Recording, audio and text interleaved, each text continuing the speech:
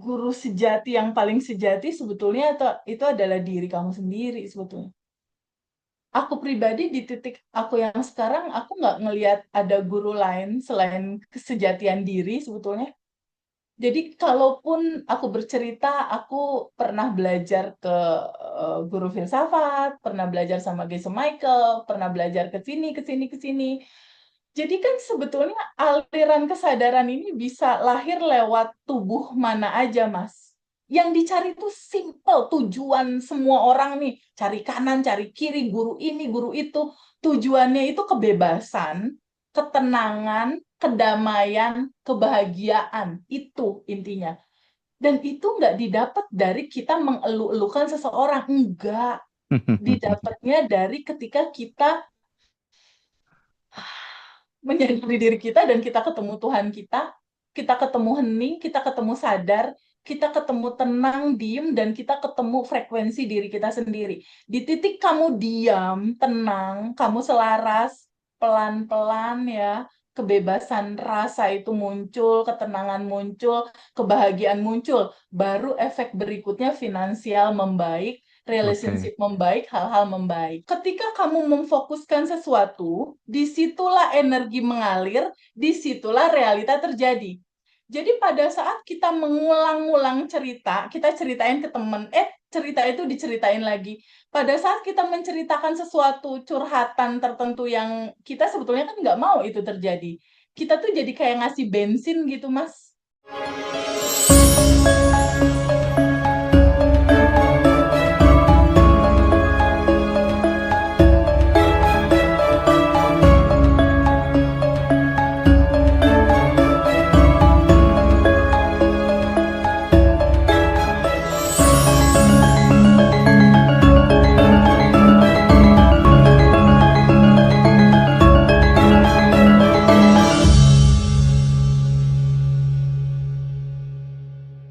Assalamualaikum warahmatullahi wabarakatuh. Selamat siang, selamat bergabung teman-teman yang live di TikTok. Kali ini seperti biasa rutinan tiap minggu, setiap Selasa siang gitu ya. Kita ada semacam kayak diskusi Selasa siang gitu ya. Singkatannya yang paling pas mungkin disenang gitu kira-kira ya, bersama Teh Oh, Febi dan teman-teman alumni di kelas Badan Revolution. Ada Mbak Fiona, ada Ibu Ani, Alfian, ada Mbak Nanin. Terima kasih semuanya udah join.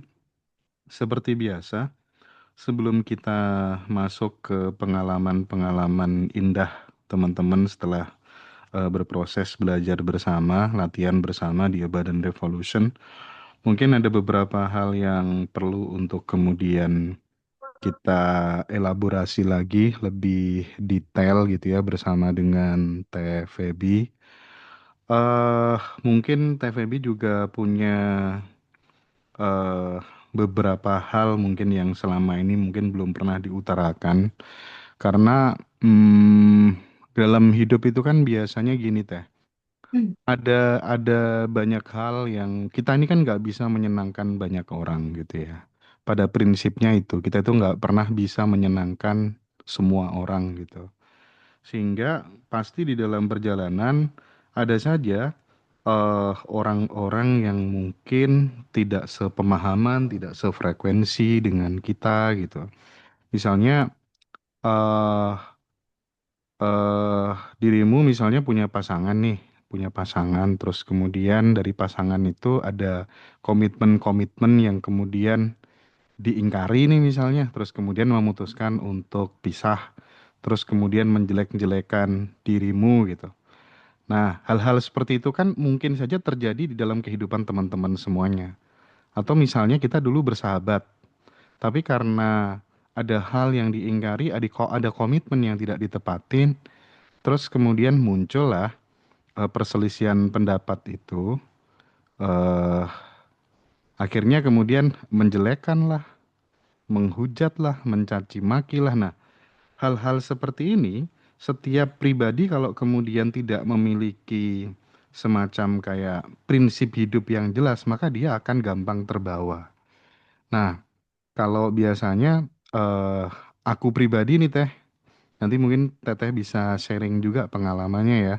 Kalau aku Iya, sendiri gitu, perjalanan hidup tuh mengajarkanku untuk senantiasa ya udahlah ya, misalnya ada kayak gitu, misalnya aku punya dua sahabat, mereka pacaran, terus mungkin ada hal apa yang sekiranya nggak cocok, pisah terus saling menjelekan, terus aku kena dampaknya sedikit gitu, misalnya hal-hal kayak gitu tuh aku nggak pernah masukin di dalam pikiran, apalagi di dalam hati gitu ya. Paling-paling aku taruh di bawah telapak kaki lah gitu kira-kira gitu. Yang model-model kayak gitu gitu. Sehingga aku selalu berkata sama diriku biarkan aja lah ya. Biarlah anjing menggonggong, kafilah berlalu gitu. Kita kafilahnya, mereka anjingnya. Itu tuh perasaan tuh menjadi lebih tenang gitu. Sehingga kita tetap produktif gitu. Itu satu. betul. Yang kedua, ketika kemudian kita dihadapkan pada situasi yang sulit misalnya Teh. Aku selalu membisikkan kepada diriku bahwa semuanya akan berlalu gitu. Semuanya akan berlalu gitu. Dan itu sangat sangat sangat membantu sih karena aku meyakini sekali bahwa setiap masa sulit tuh selalu punya tanggal kedaluarsanya gitu. Sehingga oh ya sudah lah ya, semua akan berlalu gitu. All is well gitu. Dan yang terakhir ketika kemudian aku punya sebuah gagasan dan diragukan gitu atau kemudian mengerjakan sesuatu tapi kemudian mendapatkan semacam kayak tantangan gitu ya. Aku selalu berkata, ya udah waktu yang akan menjawab gitu. Time will tell gitu. Nah, tiga kalimat seperti itu tuh menurutku secara pribadi itu sangat berpengaruh positif gitu terhadap jalan hidupku gitu. Sehingga aku nggak perlu ngurusin hal-hal yang sepele gitu. Nah, sekarang dari perspektif dan perjalanan hidup Teteh mungkin ya, ini perlu untuk dielaborasi. Tujuannya apa? Tidak lain dan tidak bukan adalah supaya kemudian ini bisa mengedukasi, menginspirasi dan menggerakkan teman-teman untuk tetap tidak goyah dengan tujuan kita masing-masing gitu. Seperti itu, Teh. Silakan. Pembukaannya keren Mas Hendra, karena apa yang tadi Mas Hendra sampaikan itu hari-hari, maksudnya bagian dari pengalaman hidup yang kayaknya hampir semua orang melewati itu deh, termasuk aku gitu. Termasuk aku juga melewati itu.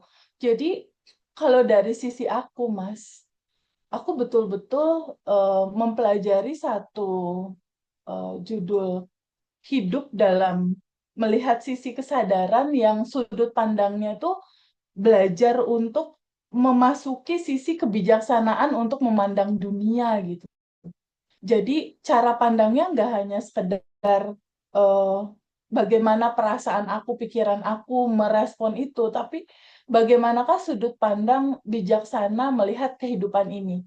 Nah, untuk yang pertama yang tadi Mas Hendra tanya TVB, gimana sih TVB melewati perjalanan hidup jika misalnya ada satu situasi yang mungkin difitnah, mungkin yang tadinya bersahabat terus jadi pecah, mungkin yang tadinya kita sahabatan komitmen terus jadi ada sesuatu yang nggak komit atau jadi menjelekkan satu sama lain gitu. Itu terjadi, Mas. Itu terjadi di realita hidupku di 2025. Mungkin di bulan November, Desember 2025 itu terjadi, Mas. Jadi kalau dari aku, Mas, apapun yang terjadi, ya itu dia. Aku selalu pegang prinsip yang selalu aku bilang. Abaikan realita, yang penting respon. Mengabaikan realita bukan berarti mengacuhkan untuk tidak care merespon segala situasi, bukan. Tapi aku nggak mau melekat sama situasi itu. Jadi ada satu prinsip, Mas, dalam kehidupan aku, bahwa di dalam kehidupan ini, itu ada hukum keseimbangan, Mas. Ada hukum keseimbangan, di mana tubuh ini kan dia adalah sebuah ruang jiwa ya, Mas ya, yang harus mengalami semua spektrum rasa kan. Ada sesuatu yang nyaman, entah dia diperlakukan baik, entah dia mungkin dipuji, entah dia diperlakukan asik. Tapi dalam kehidupan ini akan selalu ada hukum keseimbangan kayak gitu, Mas. Di mana kita berteman, awalnya teman baik, tiba-tiba temen ngejelekin, misal. Awalnya kita sekamar, sekasur, bareng-bareng, satu tim misalnya ya, tiba-tiba di belakang ngejelekin, terus kita kaget gitu ibaratnya. Itu aku alami, Mas. Dan aku melihat itu sebagai sebuah sudut pandang dari sisi aku yang aku harus selalu belajar untuk bijaksana dalam melihat realita kehidupan ini, melihat kehidupan ini dalam sudut pandang dunia, cara pandang tuh yang benar gitu. Dalam pemahaman ya itu tadi, ada hukum keseimbangan. Ketika momen tertentu mungkin aku dipuji sama anak aku, dipuji sama keluarga aku, di sisi lain ada keseimbangannya. Ada yang ngejelekin, ada yang memfitnah, ada yang komit, ada yang nggak komit. Jadi aku melihat dua realita itu biasa aja. Maksudnya ya nggak apa-apa, emang udah hukum keseimbangannya kok kayak gitu. Jadi nggak terlalu aku pikirin. Walaupun kaget pertama iya, hah kenapa ya begini misal. Tapi aku lebih gini Mas, ketika ada situasi nggak nyaman terjadi, aku lebih satu, aku introspeksi dulu gitu. Kenapa ya dia jelekin aku? Atau kenapa ya seseorang komplain misalnya sama aku? Step pertama yang aku lakukan, aku introspeksi dulu. Tunggu, tunggu. Aku ada salah apa ya? Ada sisi apa yang harus aku perbaiki? Kalau aku dapat clue, hikmah atau pelajaran dari situ, ya aku perbaiki dari sisi aku gitu. Tapi kalau dari sisi materi Bandan Revolution, pelajaran, apa yang terjadi kan sebenarnya pantulan aku juga. Jadi biasanya pertama aku introspeksi dulu, kedua kalau benar-benar itu rasanya sakit dan gak nyaman, aku rilis. Aku duduk sama rasa itu, aku sadari, aku duduk merasakan rasa, aku terima, aku rasakan penuh, lalu aku alirkan, aku lepaskan. Nggak aku melekat sama itu. Jadi ketika misalnya ada orang dekat, teman dekat, tim dekat, atau yang sifatnya itu di luar dugaan aku gitu ya, entah dia memutuskan hubungan, entah itu nggak komit, entah itu ngomongin, entah itu apa, dan itu terjadi dalam realita hidup aku gitu. Di 2025 kemarin-kemarin tuh terjadi, Mas. Dan yang aku lakukan ketika situasi itu terjadi, pertama, aku diem dulu untuk introspeksi. Kenapa kayak gini? Aku ada salah apa ya? Ada salah kata kah? Ada salah komit kah? Ada salah apa? Temuin dulu titik itu aku ketemu, aku perbaiki dulu. Oke, berarti aku harus perbaiki. Kedua, aku introspeksi untuk ngecek. Kalau aku sakit banget, kalau aku sedih banget, artinya aku ke-trigger. Artinya ini tukang pos yang membawa pesan. Pesannya apa? Yang gue rasain apa? Gue kesel, gue kaget, gue marah, gue shock, gue kecewa misalnya. Ya udah, gue duduk dulu sama rasa kecewa itu. Jadinya buat aku Mas, apapun realita yang muncul dalam kehidupan aku, itu sesuatu yang aku lihat sebagai satu sisi pelajaran yang ujung-ujungnya aku harus perbaiki diri aku di dalam. Dan ketika itu terjadi, entah itu fitnah, entah itu benar atau itu enggak situasinya, aku melihat itu sebagai sebuah keutuhan dalam kehidupan. Hukum keseimbangan. Ada dipuji, ada dicela. Hmm. Ada bersama, ada pergi, gitu loh. Hmm. Ada bareng-bareng, iya memang ada pisah gitu. Sama kayak aku sama suami aku, ada bareng-bareng kita menikah, juga ada selesainya. Entah selesainya bercerai, entah selesainya kayak aku sama suamiku, dipisahkan oleh takdir kematian gitu. Hmm. Dua hal itu kita harus udah siap gitu. Dan harus betul-betul menyadari, oh iya, ada hukum keseimbangan. Jadi udah nggak lagi mempermasalahkan kenapa dia begini, kenapa dia begitu, kenapa kamu begitu ya kamu. Aku nggak beri energi tubuhku untuk larut ke sana. Kenapa? Karena di mana kamu memfokuskan sesuatu, disitulah energi mengalir, disitulah realita terbentuk gitu. Aku sadar banget itu. Tapi ya itu tadi aku bilang, aku tetap harus ngambil pelajaran dari situ. Kenapa dia kayak gitu? Oh berarti mungkin aku harus ada yang aku perbaiki. Entah akunya nggak komit, entah akunya belum melangsungkan sesuatu sehingga ada respon-respon yang nggak nyaman. Itunya aku harus ketemu dulu untuk aku perbaiki. Nggak bisa langsung udah aku Hmm. abaikan aja. Enggak kalau aku. Aku tetap oke, aku harus perbaiki. Pertama, kedua, oh gue berarti harus rilis. Sisi lebih luas lainnya, ini hukum keseimbangan. Oke, Kita nggak oke. akan terlepas dari itu. Dan itu Sip. aku nyaman banget tuh Mas dengan pola. cara berpikir seperti itu. Dan betul yang Mas Hendra bilang, segalanya itu ada waktu expirednya. Nggak Mm-mm. selamanya terjadi kayak gini. Tapi si expired itu Mas ya, selesainya permasalahan itu tergantung Mas. Kalau kita bisa introspeksi sisi apa yang perlu kita perbaiki, dia akan lebih cepat selesai. Tapi kalau misalnya kita masih kenapa ya dia begini, kenapa dia begitu, malah loopingan yang selesai Mas. Dan akan berlarut-larut, berputar terus dalam rasa itu. Hmm. Jadi kalau dari sisi aku kurang lebih kayak gitu. Dan untuk masalah apa yang aku lakukan, pembuktian dan lain-lain, aku lebih banyak melepaskan Mas. Kayak misalnya aku sama kamu Mas ada kelas bersama nih Bandan Revolution. Hasilnya, prosesnya dan lain-lain itu nggak sama sekali aku pikirin Mas. Aku bener-bener ngosongin gitu. Lepasin aja.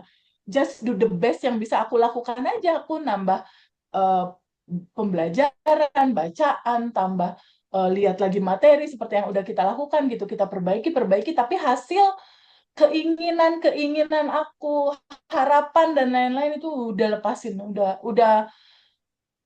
nggak ada ekspektasi deh, udah lepas aja, just do my best aja. Gue lakukan yang terbaik dari sisi gue, hasilnya lepasin. Mm-mm. Eh, Kayak gitu deh Mas, kurang lebih prinsipnya. Jadi lebih ringan sih ngejalanin hidup ini. Iya. Jadi memang setiap individu harus menemukan metode yang paling pas dan paling nyaman ya untuk seperti yang dilakukan sama Teteh tadi sehingga apapun yang muncul di perasaan, apapun yang muncul sensasi-sensasi yang nggak enak tuh bagaimana kemudian kita bisa merilis dan melepaskannya dan yang terpenting itu tidak mengganggu perjalanan kehidupan kita gitu ya. Nah, terus ini di Ngaji Loso itu kan banyak sekali teh guru-guru spiritual yang sudah didatangi gitu. Dan tidak sedikit juga yang teman-teman subscriber yang bener-bener dekat tuh kadang lucu. Mereka curhat kan. Oh iya ya Hmm. Mas ya. Kok apa tuh namanya eh ada yang aku kok jarang ya menemukan sosok guru spiritual seperti Pak ini yang bener-bener tulus. Terus kemudian setelah kenal dekat nih sama Pak ini, komentarnya, ah ternyata selama ini kita itu mengagung-agungkan guru spiritual tuh karena kurang deket aja mengenalnya gitu. Posisi kita terlalu jauh gitu. Ketika kemudian kita sudah deket, terus mengenal sisi manusianya, akhirnya loh sama-sama aja ya ternyata orang tuh nggak perlu kita harus bertaklid, harus memuji-muji gitu. Jangan-jangan kita terlalu memuji orang, guru spiritual atau apapun itu karena kita belum kenal dia terlalu dekat gitu. Nah, mungkin TVB perlu memberikan brainstorming barangkali ya bahwa guru spiritual itu juga manusia loh. Apalagi kemudian zaman sekarang ya, media sosial di mana-mana gitu, label guru spiritual, label coach itu bisa disematkan kapanpun gitu, oleh siapapun dengan kepentingan bagaimanapun gitu. Nah, bagaimana kemudian Teteh mengedukasi teman-teman supaya kemudian saya teringat dengan satu kalimat yang menarik dari sosok MH Ainun Najib mengatakan bahwa di satu titik dia mengatakan aku sudah tidak percaya dengan manusia jenis dan model apapun yang mengajarkan tentang keabadian dan kesejatian gitu. Kalimat itu cukup menamparku gitu bahwa ternyata memang eh tidak selama-lamanya kita perlu menghabiskan waktu untuk kemudian mencari-cari guru spiritual eksternal gitu. Ada satu kalanya kita benar-benar harus berhenti dan berguru kepada diri kita sendiri gitu. Itu bagaimana Teh Feby memberikan penjelasan tentang hal ini supaya kemudian tidak banyak waktu, tenaga, pikiran bahkan finansial yang dihabiskan teman-teman semuanya hanya untuk menemukan guru spiritual di luar diri kita gitu. Gimana Teh? Setuju sama MH Ainun Najib itu, Mas Hendra. Sangat setuju sekali. Guru sejati yang paling sejati sebetulnya itu adalah diri kamu sendiri sebetulnya. Aku pribadi di titik aku yang sekarang, aku nggak ngelihat ada guru lain selain kesejatian diri sebetulnya. Jadi kalaupun aku bercerita, aku pernah belajar ke guru filsafat, pernah belajar sama Geshe Michael, pernah belajar ke sini, ke sini, ke sini. Jadi kan sebetulnya aliran kesadaran ini bisa lahir lewat tubuh mana aja, Mas. Bahkan bisa lahir dari seorang teman, bahkan bisa masuk di seorang sahabat atau anak kita sekalipun gitu, misalnya. Pembelajaran itu sebetulnya eh, ketika kita bilang guru, dari pemahaman aku ya, sejujurnya nggak ada sosok manusia di situ, Mas. Buat aku yang paling sejati ya aliran pengetahuan ini yang kebetulan lewat siapa, lewat siapa, lewat siapa, lewat siapa gitu. Karena tubuh manusia tetap aja tubuh manusia, sama kayak kita. Sama aja. Dia punya sisi manusianya, punya plusnya, punya minusnya, dan itu udah hukum kesempurnaan gitu. Di dalam hukum kesempurnaan dan di dalam hukum keutuhan itu ada dia pernah melakukan benar, dia pernah melakukan salah, ya itu udah sempurna gitu buat aku. Kesempurnaan itu dalam sudut pandang sisi aku itu adalah cerita di mana dia pernah benar, dia pernah salah, ya itu sempurna gitu. Dan betul MH Ainun Najib bilang gitu, mau kita ngejar kemanapun, ke guru manapun, guru itu bukan wujud fisik sebetulnya. Guru itu sebetulnya ya daleman kamu sendiri, sang keberadaan itu sendiri. Cerita tentang kesadaran itu sendiri, ruang kesadaran itu sendiri. Guru itu sebetulnya yang selalu berkata-kata di dalam hati kamu tanpa henti gitu. Jadi memang betul, sebetulnya kalau mau jujur ya, kalau teman-teman udah berjalan begitu banyak ruang tempat belajar, memang ada waktunya untuk hening dulu masuk ke dalam gitu. Karena guru sejati adanya di dalam kamu sadar gitu. Di dalam kamu sadar menyadari nafas kamu sendiri, ruang nafas kamu. Karena sebetulnya dari semua itu yang kamu cari selama ini, sebetulnya kan kesejatian diri kamu sendiri. Iya. Ketika kamu mengenal dirimu, kamu mengenal Tuhanmu. Jadi kenal dulu diri, masuk ke dalam gitu Jadi sebetulnya. kita itu kadang yang kurang atau yang tidak ngasih atensi berlebih itu ketika untuk menyediakan waktu untuk sering-sering jeda, sering-sering hening gitu ya. Itu mungkin yang perlu jadi evaluasi buat ya buat kita semuanya gitu. Makin Betul. banyak jeda, makin banyak diam, makin bagus, makin stabil gitulah ya kira-kira ya. Oke. Betul, Mas Hendra. Karena final akhirnya yang mau dicari, Mas, dari begitu banyak kita misal nyari-nyari guru keluar, final final hasil resultnya apa sih yang mau dicari sama kita semua? Kan rasa bebas, Mas, dari Hmm, hmm. lapisan endapan emosi. Yang dicari itu simple, tujuan semua orang nih, cari kanan, cari kiri, guru ini, guru itu, tujuannya itu kebebasan, ketenangan, kedamaian, kebahagiaan. Itu intinya. Dan itu nggak didapat dari kita mengeluh-elukan seseorang. Enggak. Didapatnya dari ketika kita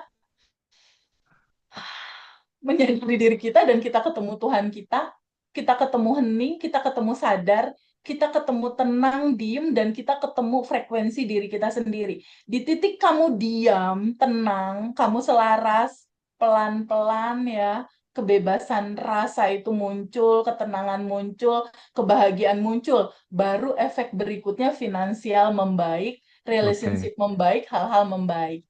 Dan Ya. aku terima kasih banyak ya buat ngaji Roso. Januari mau ada retreat ya. Oh iya kita ada retreat. Nanti Ya, dan itu ruang untuk diem yang aku sangat sarankan sama semua teman-teman untuk bisa ikut. oh iya Teh, itu khusus buat teman-teman Badan Revolution nanti kita kasih spesial price ya Teh ya. Terus dong. Teh Feby nanti ikut jadi peserta. Nanti Ya, bulan Februarinya itu kita ada kelas bed offline ya. Mbak Fiona nanti tolong bisa bantu jadi panitia lah ya. Bantu berdiri di betul. sana lah ya. Mas, ada yang spesial loh dari batch offline kali ini ya, batch 24. Kita mau kasih 3 buku ya, Mas? Oh, buku goals, Ya buku kan? syukur, sama buku Iya, asumsi ya. buku goals, Dibuat, buku syukur, buku eh, asumsi. Jadi nanti teman-teman kita akan udah dapat tiga siapin buku. ya. Tuh, tiga Siapin buku tiga kayak buku, gini. terus materi offline juga, materi hard copy maksudnya. Iya, Itu nanti tanggal berapa ya Mbak ya? Tanggal yang itu kelas. tanggal 14 Februari, Mas, pas Valentine, Mas. Wow, pas Valentine.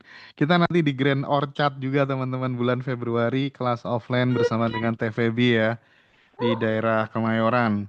Terus mungkin buat teman-teman yang live di TikTok yang selama ini belum pernah terhubung Zoom, pengen belajar langsung sama Teteh tapi belum bisa, silahkan nanti join tanggal 12 ya Teh ya. Betul, 12 tanggal 12 Januari. itu ada Quantum Alignment hari Senin. Bentar Ya, lagi ya, Mas, ya. Itu sekitar teman-teman cuma tinggal 4 hari lagi. nanti akan dipandu Quantum Jam, fokus ke finansial dan relationship. Silakan nanti join Zoom-nya sekitar 2 sampai 3 jam. Ya, Kita nanti tanggal 12 Januari. Silakan hubungi admin aja buat teman-teman yang mau join. ceritain dong, Mas, dapat apa aja, Mas? Dapat rekaman, Oh iya banyak rekaman itu. voice ya, Bentar voice nih. recording, apa ya, voice untuk rilis kita dapat ya, video, sorry, voice-nya ya untuk rilis, lalu dapat juga untuk assumption, dapat Jadi juga ada untuk sadar nafas syukur. audio Sadar Nafas Syukur, audio rilis, terus kemudian audio Beautiful Samson, terus kemudian ada audio Quantum Jam dan Let It Go. Jadi itu semuanya nanti udah include Iya, tanya 250.000 buat teman-teman yang mau join Zoom keren. ya. eh Kecuali bagi yang pengen dapat record Zoom-nya ya. Nanti silakan hubungi admin aja. Nah, untuk yang teman-teman benar-benar butuh jeda sejenak, butuh deep gitu ya, butuh belajar tentang keheningan, kita nanti akan praktik bersama-sama dengan TVB. Dengan TVB itu sebenarnya peserta plus pembicara teman-teman. Jadi Teteh mungkin nanti akan ngisi sekitar 2 jam setengah atau 2 jam gitu. Terus kemudian nanti ada Cimimi ya, ada juga yang paling banyak nanti Pawayan Mustika karena kita akan memperbanyak keheningan dan nanti juga ada Mbak Amanda yang jadi pembicara juga sekaligus jadi master of trainernya gitu ya. Nah, teman-teman jadi silahkan masih ada sekitar 80 berapa gitu slotnya buat retret karena tempatnya ternyata nggak ngatasi 200 teh ternyata teh. Ya, tapi Oke, nggak oke. apa-apa, nggak apa-apa ya. Oke. Jadi itu teman-teman, sekarang sebelum aku masuk ke mbak-mbak ini yang sudah diundang, yang sudah join kelas Badan Revolution dan banyak cerita, aku lagi-lagi pengen mengeksplor lagi pengalaman Teteh khususnya, karena Teteh ini sudah banyak mengalami lika-liku kehidupan, pahit getirnya kehidupan, sehingga mentransformasi knowledge dan experience dari Teteh ini menjadi penting untuk kita jadikan pelajaran bersama-sama gitu ya. Teh, kadang kita itu kan cukup belajar dari pengalaman hidup orang lain gitu sudah jadi sebuah proses pembelajaran gitu. Nggak perlu kita mengalami sendiri kepahitan-kepahitan itu, cukup belajar dari pengalaman pahit seseorang, itu bisa kita hikmai, kita ambil sebuah pelajaran gitu kan. Nah, kadang yang jadi persoalan itu ketika kita ada masalah, justru nambah masalah lagi itu pada saat kita terlalu banyak yang namanya oversharing deh. Iya, Nah, iya. betul, betul. Ini menurutku ini salah satu apa ya? Salah satu masalah yang sangat serius gitu. Menurut Teteh itu apa sih bahaya oversharing masalah hidup kita termasuk misalnya hutang, percintaan, atau kemudian hal-hal yang sebenarnya tuh kita harus simpen sendiri, tapi karena mungkin kita terlalu nyaman dibagi-bagi, dan sebenarnya kan kita nggak tahu juga ya isi batin seseorang tuh bagaimana, even itu adalah orang-orang terdekat kita gitu. Justru malah Iya, timbul masalah, masalah tambah parah, mulutnya nggak bisa dijaga, karena setiap teman kita, teman dekat kita juga punya teman dekat yang lain kan masalahnya teh, ya iya, kan? Kita nih cerita nih sama teman dekat kita. Yang jadi masalah, teman dekat kita itu juga punya teman dekat yang lainnya, dan teman dekat yang lainnya punya teman dekat lainnya juga gitu. Nah, kadang kita nggak waspada, nggak antisipasi terhadap hal-hal seperti ini gitu. Makanya kita penting untuk sekolah kehidupan gitu ya. Bagaimana TVB merespon hal ini supaya tidak menjadi sebuah kebiasaan yang justru sebenarnya kan kita harus bisa memilah dan memilih juga kapan bercerita itu bisa menyembuhkan dan kapan justru malah melemahkan dan bahkan bisa menjatuhkan diri kita sendiri gitu. Gimana Teh? Betul, Mas Hendra. Lagi-lagi di kelas Abundant Revolution itu banyak sekali rumus-rumus yang kita sampaikan menjadi daily rutin, Mas. Salah satu daily rutin kita, jadi di kelas Abundant Revolution itu kan ada bab satu, bab 2, bab 3. Bab satu tentang siapa dirimu, bab 2 tentang cara kerja realita mewujud dalam kehidupan kamu tuh gimana sih eh, sistem kerjanya gitu, itu diceritakan. Bab 3 itu di prakteknya ya, praktek sadar nafas syukur, release, sending love, termasuk kuantum jam dan tabungan semesta. Nah, 30 hari daily rutinnya di nomor satu yang kita sampaikan kepada semua peserta, itu adalah satu, terima semua realita hidupmu, kalau nggak nyaman, rilis. Lalu di situ ada footnote-nya, Mas. Kurangi mengeluh, kurangi komplain, kurangi curhat-curhat. Gitu. Jadi, kenapa seperti itu? Kembali ke yang tadi aku sampaikan, ketika kamu memfokuskan sesuatu, disitulah energi mengalir, disitulah realita terjadi. Jadi pada saat kita mengulang-ulang cerita, kita ceritain ke temen, cerita itu diceritain lagi. Pada saat kita menceritakan sesuatu curhatan tertentu yang kita sebetulnya kan nggak mau itu terjadi, kita tuh jadi kayak ngasih bensin gitu, Mas.